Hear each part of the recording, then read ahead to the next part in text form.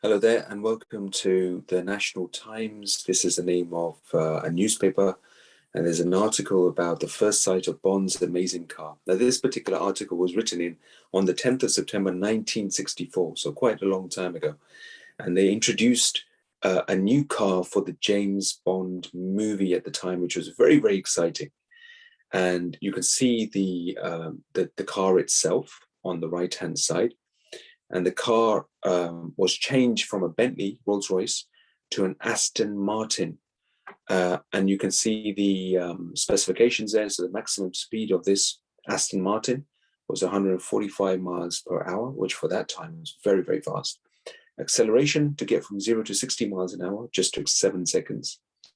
And then you've got the length and the width and the engine capacity. So it was a 4-liter car, a very big engine for a small car as well, and very powerful car.